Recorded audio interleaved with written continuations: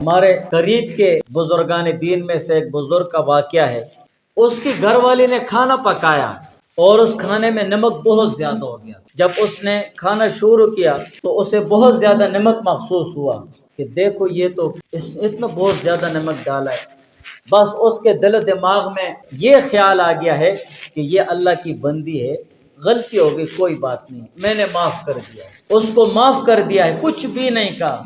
حالانکہ الٹا اس نے اس کھانے کی تعریف بھی کر دی کہ بہت زبردست بنایا ہے۔ جب وہ فوت ہو گئے تو اس کا علم، وہ اتنے بڑے عالم تھے، محدث تھے، مفسر تھے،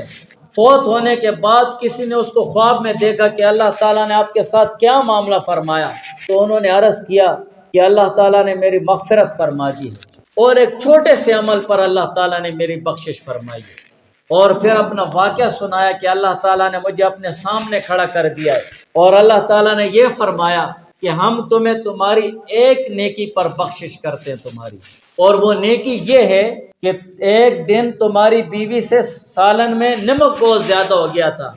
اور آپ نے یہ خیال کیا کہ یہ اللہ کی بندی ہے، غلطی ہو، کوئی بات نہیں، میں نے معاف کر دیا۔ بس آپ کے دل و دماغ میں یہ خیال گزرا اور آپ نے اسے معاف کر دیا، خیال و خیال میں تمہارا یہ عمل ہمیں پسند آ گیا ہے اور ہم نے تمہاری مغفرت فرمائی۔